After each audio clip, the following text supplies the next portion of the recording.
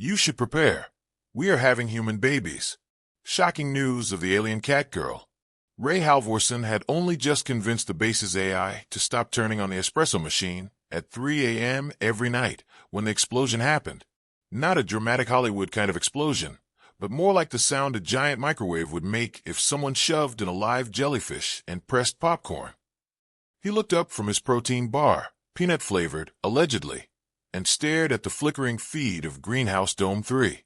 There was a crater. There was also a foot. Just 1 foot, at first, and it was wearing something that looked like a mix between a ninja boot and a runway disaster. The rest of the figure emerged seconds later, brushing off debris like she tripped into a foam pit and mildly regretted it. She stood up straight, shook her head, and stretched. Long white hair tumbled down her back. Twitching feline ears flicked with practiced irritation, and her eyes glowed faintly, as if she had high-speed stars wired behind her pupils. "Hello," Ray said into the intercom. "Are you a hallucination caused by extreme isolation and too much freeze-dried curry?" She tilted her head. "Hi," she said. "I may have landed slightly off course. You wouldn't happen to have a map, a translator, and possibly a clean towel, would you?" Ray blinked. The figure walked up to the nearest camera and squinted into it. "Oh good, you're still conscious. That makes introductions less messy. I'm Kira of Clan Enthelikai. My people are we're complicated. Also, I'm technically not supposed to be here. But then again, neither are most interesting things in life, like wasabi donuts or rogue moons." Ray opened the comms. "You just crashed into my greenhouse. I also broke your hydrangeas," she said, brushing a petal from her shoulder. "Sorry. They attacked me first. Violently flowery." 10 minutes later, Kira was inside the station, wrapped in a thermal blanket, sipping rehydrated mint cocoa like she'd been doing it for years. Ray stared at her, occasionally glancing at the AI, which was still trying to categorize her under its known species log. "Closest match, cosplay enthusiast from Osaka Comic-Con," it announced. "That's flattering," Kira said with a toothy grin. "But no, I'm a hybrid-born traveler from the outer veil of the Nuvex spiral. My ship had a slight propulsion hiccup, which may have involved an illegal snack warmer and a magnetic resonance imploder. Nothing serious. You crashed through 3 layers of astrosteel and vaporized a tomato drone." I said slight. Ray wasn't sure what protocol dictated you should do when a humanoid feline alien crash-landed into your Titan research station, but he was reasonably sure it didn't involve baking her cookies, which is what he found himself doing an hour later. "So, Kira, that's a name." "Yes, short for something unpronounceable in your language. My full name has 17 vowels and 1 emotionally charged consonant." "Do I want to know which consonant?" "Probably not. It causes migraines in 2-dimensional species." They sat in silence as the smell of oatmeal chip confections drifted lazily through the air recycler. "You're not here to invade, right?" Ray asked. "Oh stars, no. Way too much paperwork. I'm just here to observe. Blend in. Learn your culture. Maybe prank some surveillance satellites." Ray rubbed his temples. "Right. Casual galactic tourism. Nothing alarming." She grinned. Her ears perked. Her tail, which Ray still hadn't fully accepted was real, flicked once behind her. Then came the sentence that shattered what little normalcy remained. "Oh, and by the way, I'm pregnant." Ray choked on his cocoa. "I'm sorry, what?" "Pregnant," she said again, casually inspecting her claws. "With your child. Congratulations. You've just become part of a pangalactic prophecy that may or may not involve the collapse of multiple trade federations." Ray stared at her, then stared harder, then looked under the table as if expecting cameras. "You and I have never." "Well, not in a traditional way," Kira said quickly. "But do you remember 2 weeks ago when you drank from that weird thermos I handed you? Then we both touched the quantum sand interface, and I yelled science. Dramatically?" "Yes. And then the base lights flickered and my hair glowed for 27 seconds. There it is. Classic bonding imprint. Your DNA folded into my symbiotic gestation matrix. Which means, surprise, you're a dad now." "I'm a what?" "Father. Genitor. Co-parent of the starborn. Pick your title. It's a flexible culture. Ray stood up so quickly his chair yeeted itself backward. This is insane. Oh, completely. I'm not ready to be a father. No one is. I don't even have a plant that survives more than a week in here. Then it's a good thing I took the liberty of genetically enhancing your empathy cortex. You'll be weeping at soap commercials and hugging trees in no time. Ray stumbled toward the AI terminal. AI, run medical diagnostics. Scan for alien parasitic, parenthood-inducing anomalies. Already detected, the AI said. Congratulations, Commander Halvorsen. You are now biologically linked to an evolving transsentient embryo. Also, your blood sugar is low. Ray sat down slowly, like a man who had just been told his lunchbox might be a wormhole. Okay. Let's say this is real. Let's say I'm about to become an intergalactic dad because of space sand and accidental beverage sharing.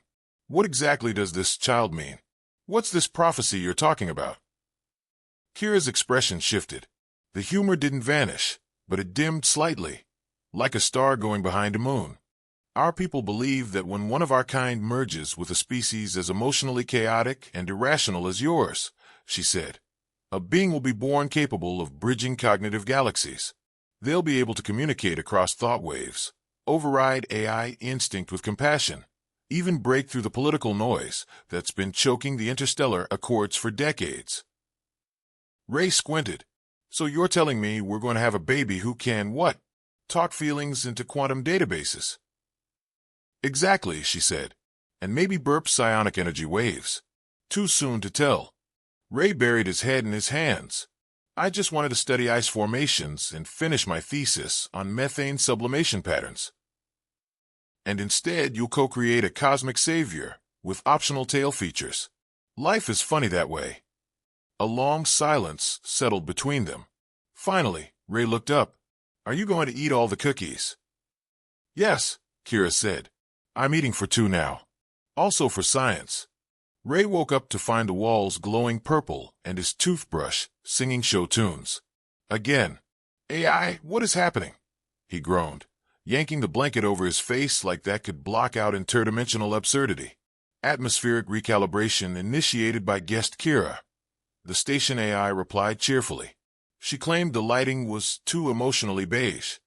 Ray peeked out from under the blanket, and the toothbrush, repurposed as a morale-boosting oral hygiene device. She installed mood sensors. You were sad. It chose Les Miserables. Kira's voice echoed from the hallway. Don't worry, I turned off the chorus section. Mostly. Ray shuffled into the corridor like a sleep-deprived ghost and nearly tripped over a floating orb the size of a grapefruit, humming in tones that sounded suspiciously like Gregorian chant. What is this? He asked. Early warning system. In case your blood pressure spikes again, Kira said, popping her head out of the ceiling vent. You humans are so fragile. One pregnancy announcement, and suddenly you're hyperventilating like a jellyfish in a wind tunnel. I am not fragile. You passed out with your eyes open and drooled into a beaker. Ray pointed at the orb. That thing just scanned me. It buzzed. Why did it buzz? It likes you. Also, minor hormonal recalibration. Baby stuff. Nothing to worry about unless you suddenly crave neon chalk or begin smelling colors. Ray dragged a hand down his face. You're turning me into a science fair project. Correction, Kira said, flipping out of the vent and landing with a gymnast's flourish. You're co-creating a marvel of galactic diplomacy and evolutionary advancement. Also, yes, a bit of a project. Ray slumped against the wall. I'm not ready for this. I can't even fold my own laundry without instructions. Funny, I can't unfold anything. Your station suits confuse me. Too many zippers. The orb buzzed again. Kira gave it a pat and whispered, He's fine, Tootle. Go back to your charging dock. Tootle, Ray asked. Short for TDL, X9 Bio Guardian Sentry Drone. But he prefers Tootle. He's sensitive. They made their way to the command deck where Ray's personal screens were now displaying pregnancy tracking charts in binary, alien runes, and emojis. Why are there 12 stages of fetal enlightenment? He asked, squinting. Because it's not just a baby, Kira said, sitting cross-legged on the console like a very smug house cat. It's a potential quantum consciousness node with the ability to cross-link emotional intelligence between species. I still don't understand how this happened. Symbiotic imprinting. Accelerated compatibility resonance. I explained this. The thermos, the quantum sand, the okay. There was a little cosmic alcohol involved. I thought it was tea. It was space tea. From a sentient shrub. Don't act like you didn't enjoy the sparkly hallucinations. Ray rubbed his temples. Okay, so what happens now? Well, Kira said, hopping off the console. Normally we'd settle somewhere calm and wait for the next molting stage. But the alarms began blaring. Incoming transmission, the AI announced. Unidentified vessel approaching. Ray spun to the comms interface. Who's coming? Kira tilted her head. Maybe my ex. Ray stared. You have an ex. I have many. But this one is a bounty hunter who thinks the prophecy is her ticket to galactic fame. The screen flared to life, revealing a glittery, armored woman with 6 eyes and a smile sharp enough to slice light. Kira AI, the figure purred. Long time no impregnating planetary ambassadors. Is that a human? Kira waved. Hi, Laska. Still tracking me through emotional residue. Of course. You're very loud. Laska's eyes narrowed. So, this is the chosen one, huh? Mr. Soft and Squishy DNA. Ray opened his mouth, then closed it. Laska continued. Turn over the fetus, or I'm reducing that station to particle pudding. Ray turned to Kira. Is she serious? Unfortunately. Do we have weapons? We have Tootle. The orb drifted in, flashing pink. Ray sighed. We're doomed. Kira smirked. Only if we play fair. She sprinted toward the engineering wing, shouting over her shoulder. Buy me 3 minutes. I'll recalibrate the defense system using the baby's DNA signature. Ray blinked. Wait, what does that mean? You'll see. The next 2 minutes were a blur of dodging plasma bolts and yelling at the AI to stop autoplaying motivational speeches from 2057. Finally, the air shimmered with a weird hum, and the screen flashed again. This time, Laska looked different. Slightly dizzy. Very confused. Why am I crying? She muttered. What is this sensation? Empathy feedback loop, Kira said, sauntering back into the room with a tool belt of blinking wires. You've been exposed to the baby's pre-emotive echo field. Congratulations, you now feel feelings. Laska screamed and vanished in a streak of light. Ray slumped into his chair. I just fought a space bounty hunter using unborn baby brainwaves. Kira beamed. Parenthood's wild, huh? Ray stared at the ceiling. I was going to write a book. On ice. Now you'll write one on love, lasers, and baby-powered warfare. Ray pointed a shaky finger. You are completely insane. Kira nodded. And you're in love with me a little. Admit it. He paused. The toothbrush in his pocket hummed. Fine, he muttered. A little. Tootle, Kira said, holding out her hand. Let's go eat more cookies. The child hungers. The orb chirped and followed her like a loyal puppy. Ray sat in silence, breathing in the faint scent of ozone and melted cookie crumbs, knowing 2 things for certain. 1, nothing in his life would ever be normal again. And 2, his toothbrush was definitely singing the Phantom of the Opera now. Ray adjusted the intercom settings for the 5th time, trying to get rid of the echo that made every announcement sound like it was being delivered by an underwater opera singer. Testing, testing. Testing, testing, the echo replied, but now with a French accent. Ray sighed. Kira, did you reprogram the AI again? Yes, came her voice from somewhere beneath the floor tiles. It was too boring. Now it has flair. Don't fight it. I just want to order more algae bars without feeling like I'm being seduced by a talking microwave. Then you shouldn't have picked the French voice back. I didn't pick anything. I left for 3 minutes to defrost my socks and came back to find it quoting space poetry in cursive. Kira popped her head up through a maintenance hatch. Her ears flicked smugly. You're welcome. Culture is important. Ray sat back in his chair and stared at the live feed from orbit. The wreckage of Laska's ship was still drifting, coated in glitter-like radiation dust and what appeared to be half a disco ball. Did she actually eject the ship's entire memory core just to avoid crying again?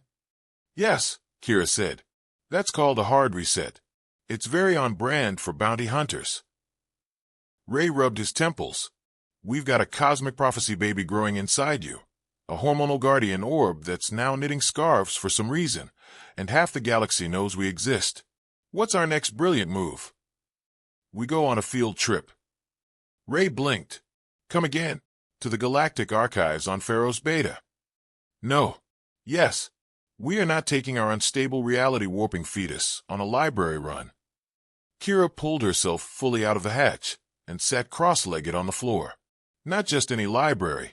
It holds the Codex of Prenatal Synchronization, ancient knowledge about hybrid gestation and interdimensional teething strategies.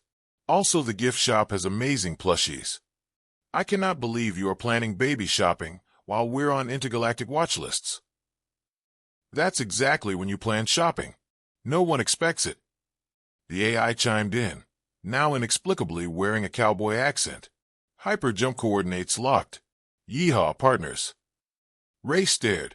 I liked it better when it just beeped. They prepped for departure. The station's departure protocol involved pressing 3 buttons and shouting engage at a panel that wasn't connected to anything but made Ray feel better. Tootle hovered nearby, purring softly. Occasionally it blinked and rearranged atoms into snack bars, but only flavors it liked. Unfortunately, Tootle liked pickled banana. Do we even have clearance to land at Pharaoh's Beta? Ray asked as the ship broke orbit. Technically, no. But I updated your credentials.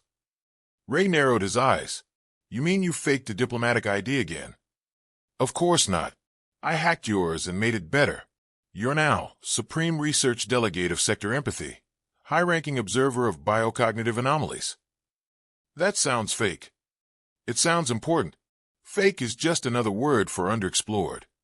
The ship, which Kira had lovingly renamed the Snuggle Vortex, landed with minimal diplomatic incident, unless you count the small meltdown in the customs scanner when Ray's coat was declared emotionally unstable and vaporized for safety.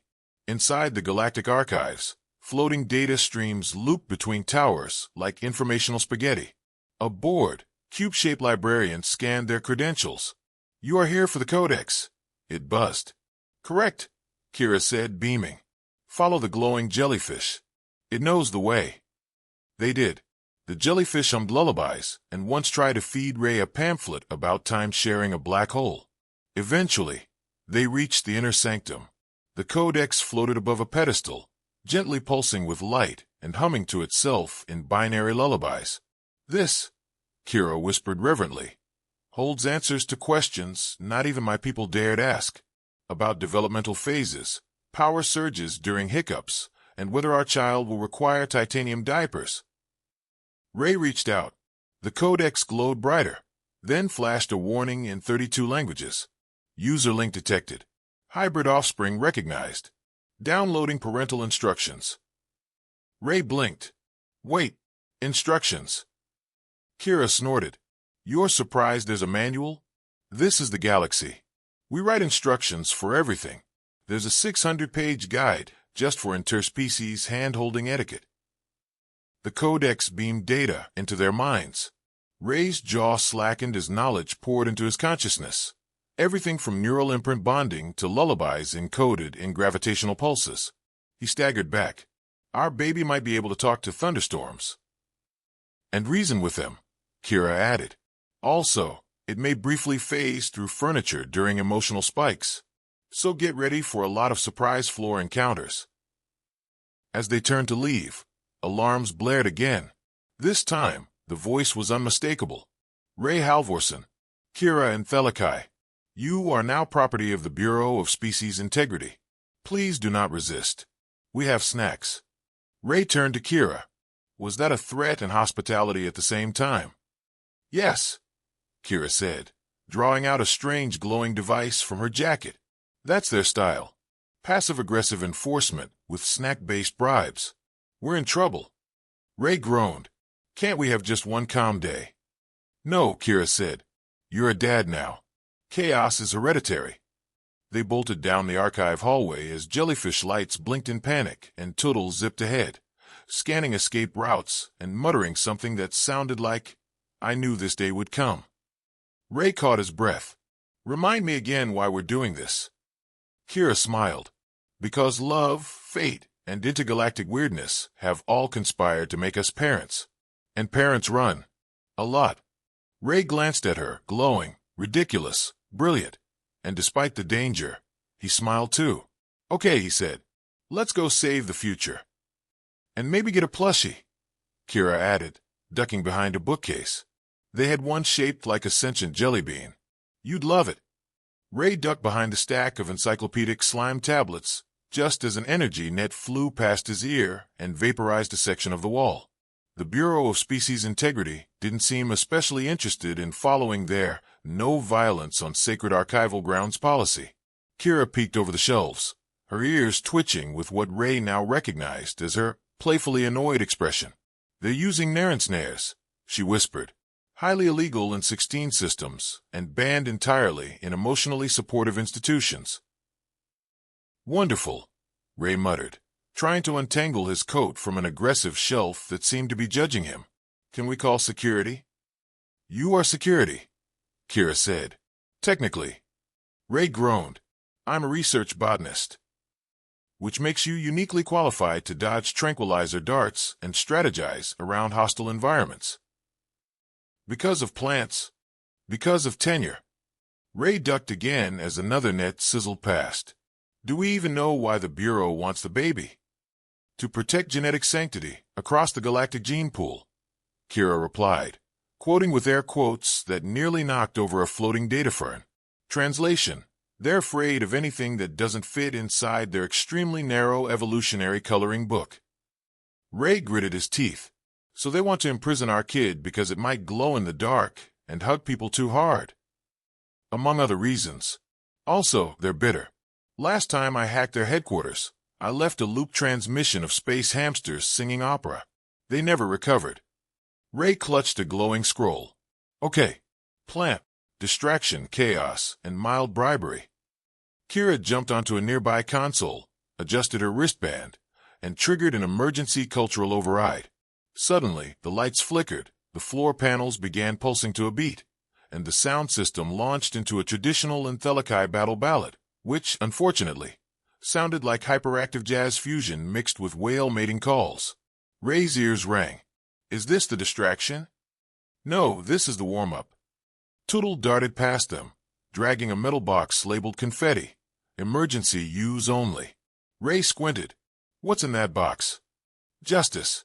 Kira pressed a button on her belt. The box burst open, releasing a blinding explosion of glitter, scented vapor, and dozens of miniature dancing drones that began quoting philosophical slogans in increasingly confusing languages. Ray watched two agents crash into each other while arguing with a floating drone about the meaning of existential sparkles. Okay, he admitted. That's a pretty good distraction. Thank you. I minored in tactical party engineering. They sprinted through the archive's emergency corridor, triggering security doors that sealed behind them with an oddly polite chime. Where are we going? Ray panted. To the docking level, Kira said. I called in a favor. From who? A sentient ship I once saved from a karaoke duel on the asteroid cruises of Tarvent 9. Ray didn't have the mental capacity to unpack that sentence, so he just followed her. The docking bay shimmered as they entered, and there it was, a living vessel the size of a city bus, gleaming with bioluminescent streaks and adorned with painted runes. The ship opened its hatch and greeted them in a soft voice. Kira. Ray. You both smell stressed. Come aboard. Ray hesitated. Did that ship just say I smell like anxiety? Yup, Kira said, dragging him in. She's very intuitive. Once inside, the ship pulsed gently as it lifted off, slipping past the Bureau's perimeter like a soap bubble through concrete. Destination, the ship asked. Anywhere quiet with snacks and zero space bureaucracy, Kira said. Processing request. Processing. Closest match. Moon of Flarion. Population 6. Known for therapeutic hot springs and edible meteorites. Ray slumped into the organically molded seating. Perfect. On board, the AI screen lit up. The baby's fetal energy signature pulsed across the dashboard in soft, rhythmic waves. Still stable, the ship confirmed, though developing an affinity for high frequencies. May develop echolocation, possibly interpretative dance. Ray blinked. I can't handle interpretative dance right now. Then you'll love this next part, Kira said, holding up a message crystal. Please don't say it's a death threat. Even better, it's an invitation. To what? The Peace Summit on Letherian Prime. All galactic species. Mandatory attendance. They want us to present the baby as proof that cross-species cooperation is viable. Ray's jaw dropped. They want our unborn child to be a diplomatic showpiece. Basically.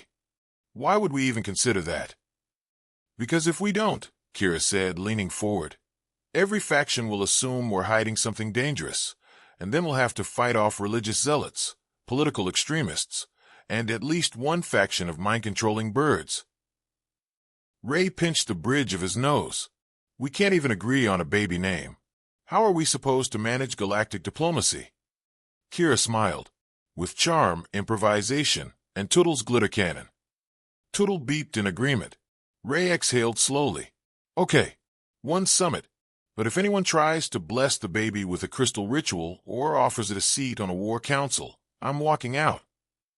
Deal, Kira said, stretching. And just think, you get to wear your nice boots. Ray glared. You vaporized my nice boots. We'll get new ones. Galactic Summit boots. Very prestigious. They settled in as the ship angled toward Letherian space. Ray closed his eyes and tried not to think about the fact that his life had become a cosmic soap opera directed by caffeine-addled squirrels. Tootle softly played lullaby tones, while Kira whispered calming words to her belly. Ray peeked one eye open. What are you saying to it? I'm explaining that it's going to be the hope of trillions, the spark of unity across civilizations, and also that it should avoid sticking its psionic tendrils into electrical sockets. Ray nodded. Good advice. The ship continued silently through space. Kira leaned against Ray. He didn't flinch this time.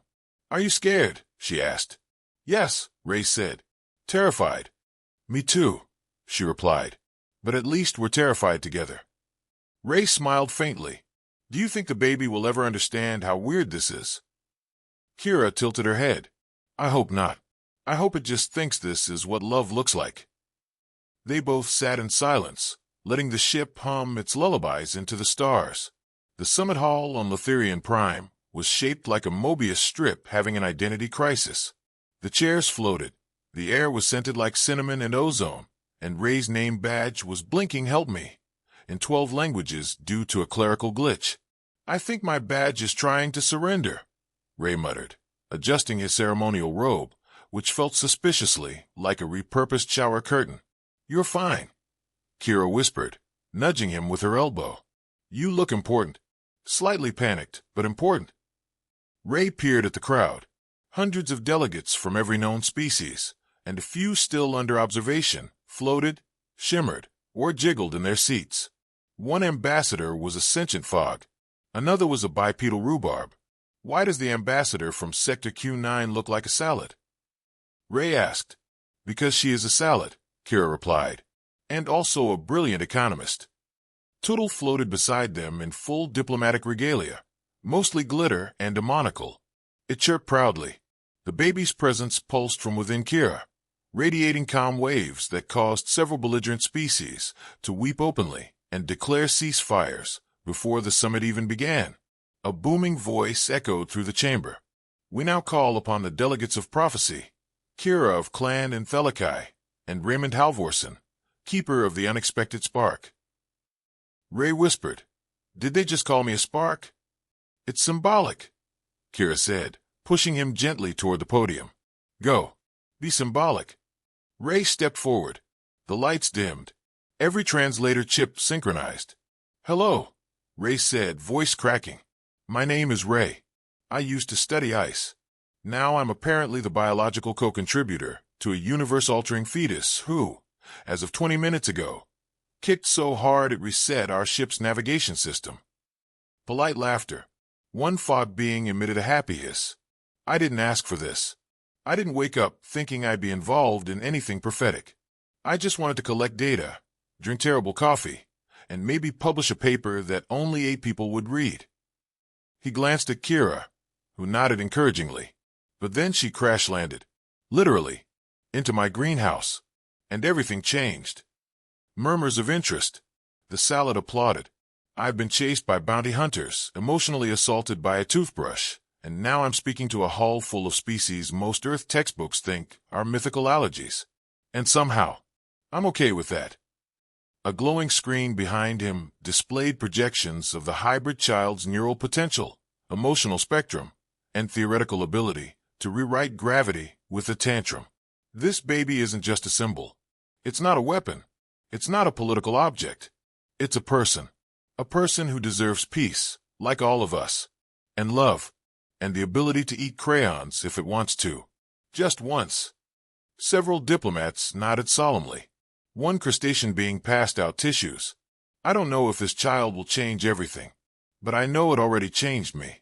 I used to think safety was about control, isolation, cold logic, but now I think it's about trust, letting in the chaos, loving the improbable. He paused, and occasionally dodging psionic laser nets while being chased by emotionally compromised bureaucrats.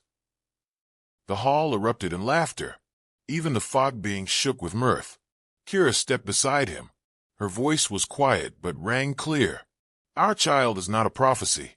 It's a possibility, a living bridge, not to erase what we are, but to remind us of what we could be if we stop drawing the lines between each other and start drawing connections instead. The room fell into thoughtful silence. Then the lights changed.